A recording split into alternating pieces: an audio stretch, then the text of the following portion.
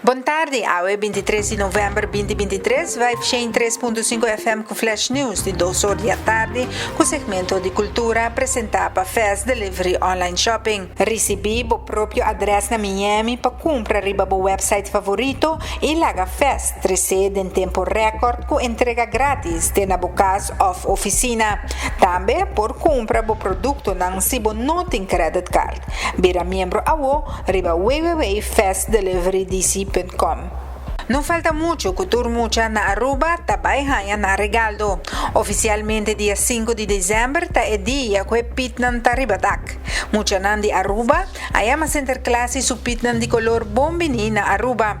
Essa aqui é uma fiesta tradicional na Aruba e que tá celebrar essa aqui junto com mucha nan.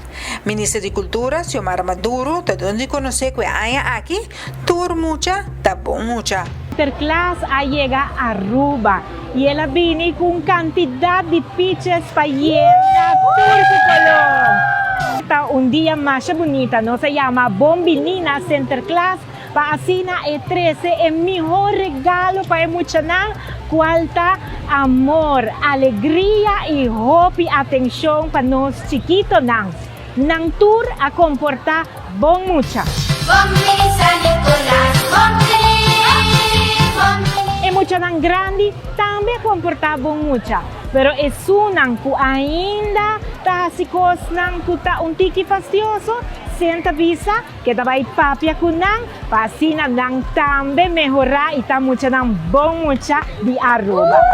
Seguro? Meu nome é Farah Boekhout e essa aqui é a Vibe 103.5 FM Flash News com o segmento de cultura apresentado para Fast Delivery Online Shopping.